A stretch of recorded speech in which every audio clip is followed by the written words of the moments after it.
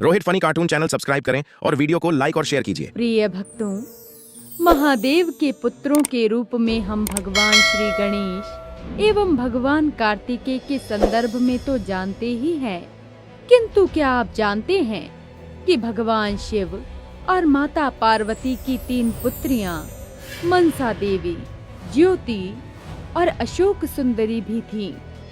आज हम आपको एक ऐसी ही कथा सुनाने जा रहे हैं।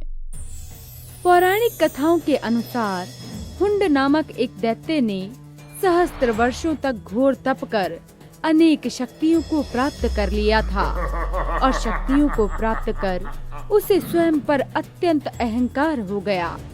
वो अपने तप द्वारा अर्जित शक्तियों का अनुचित लाभ उठाकर देवताओं को भी व्याकुल करने लगा।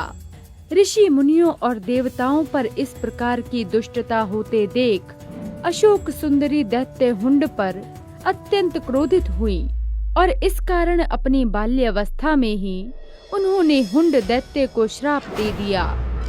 दैत्य हुंड, अपने इस कृत्य के लिए तुम दंड के भागी हो, अतः मैं तुम्हें श्राप देती हूँ कि एक दिन तुम्हारा वध मेरे होने वाले स्वामी नहुष के हाथों होगा और तब इस